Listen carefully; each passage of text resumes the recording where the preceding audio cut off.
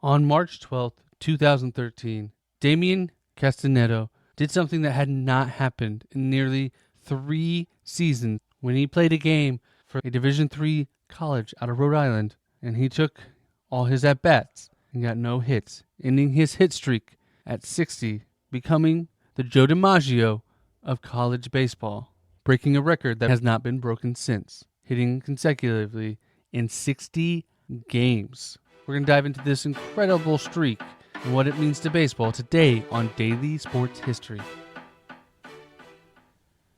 If your job at a healthcare facility includes disinfecting against viruses, you know prevention is the best medicine. And maintaining healthy spaces starts with a healthy cleaning routine. Grainger's world-class supply chain helps ensure you have the quality products you need when you need them. From disinfectants and cleaning supplies to personal protective equipment, so you can help deliver a clean bill of health. Call 1-800-GRAINGER, click Grainger.com, or just stop by. Grainger, for the ones who get it done.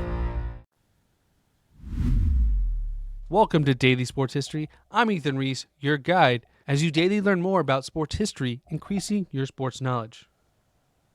Now, Damian was a good baseball player in high school and even thought about possibly playing for a Division I school, but he didn't get an actual scholarship, as college baseball is known as an equalitative sport rather than a head count sport that we see a lot in football and basketball. It means the program doesn't offer full scholarships to every player. Instead, they have a limited pool of scholarship money that they had to divide over the whole roster. And there's different amounts of scholarships you can give depending on Division 1, 2, 3, NAIA, and JUCO. And Division 1 has a total of 11.7 scholarships that they can give out. And teams usually consist of around 25 to 27 players. So not every player can get a full ride at Division 1. And so he wasn't given a full ride or close to it, and he didn't have the means to pay for school himself. So he decided to enlist in the Army after graduating high school, where he joined the 443rd Civil Battalion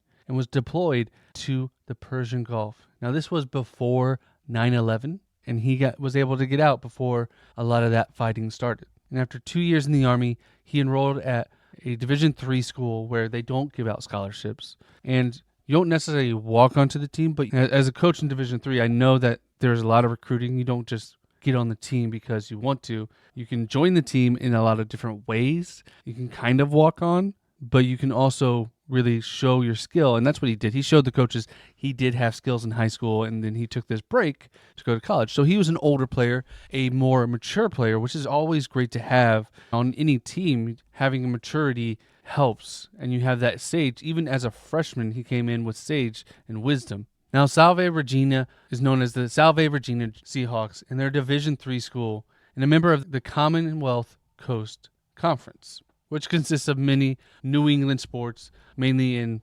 Connecticut, Maine, Massachusetts, and Rhode Island. And they compete in all different kinds of sports, such as soccer, field hockey, tennis, cross country, basketball, ice hockey, volleyball, softball, track and field, and lacrosse, as well as football and a co-ed sailing team. And the school itself was started in 1934 and it has just a little over 2,000 undergrad and graduate programs on the 80-acre coastal campus. And about 18% of their student body are athletes, which is not uncommon in Division III. Athletics is actually used as a ploy for the Division III in these small schools to increase their enrollment. It's not uncommon to see 15 to 20% of a student body at Division III be athletes, which means you have a lot of athletes on campus. Now, a lot of these athletes don't go pro in anything, but they want to continue to play the sport they love at a competitive level. And Division III is very competitive in their sports. Some do go on to go pro, some go on to be great, successful coaches, but many just go on to have successful careers in things outside of sports. And his streak began on April 1st, 2001 against Rhode Island College,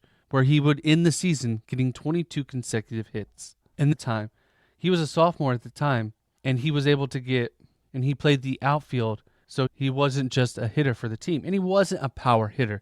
He didn't have a lot of home runs on his team. He was more of a contact hitter with excellent eye control and composure at the plate. And even though he ended the season with his 22-game hit streak, it wasn't huge news. It was covered by the school, and it was known around town, but it didn't make national news or anything. Most Division III schools don't. But then Come the next season in 2002, he hit in every single game, all 35 games, breaking the previous Division III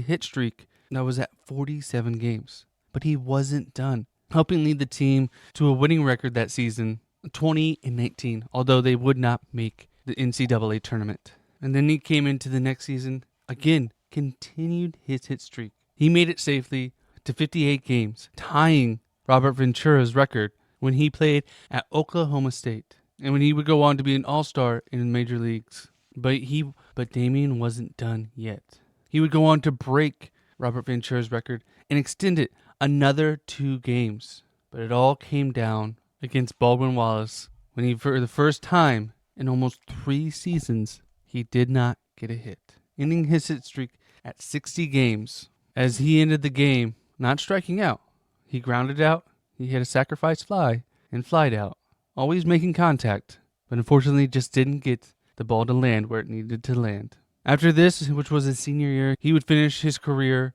with a .421 batting average, have over 200 hits, and batted in 100 in batters. Though he wanted to continue to play professional baseball, it just wasn't in the cards. Not only was he coming from a smaller school, a Division III, but he was also an older player. He took those 2 years to help fight for our country while in the Army, and unfortunately, most teams did not want a 24-year-old player from a small school, and then made the transition to coaching and went back to coach his high school team. And he will always be remembered for that season he had where he broke the NCAA hit streak record and became the Joe DiMaggio of college baseball.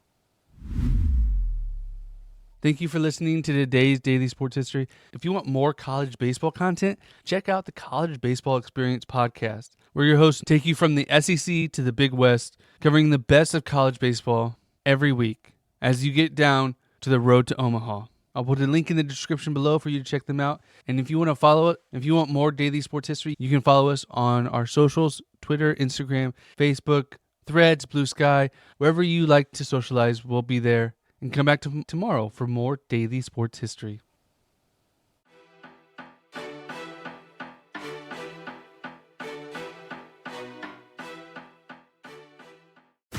If you work in quality control at a candy factory, you know strict safety regulations come with the job. It's why you partner with Grainger.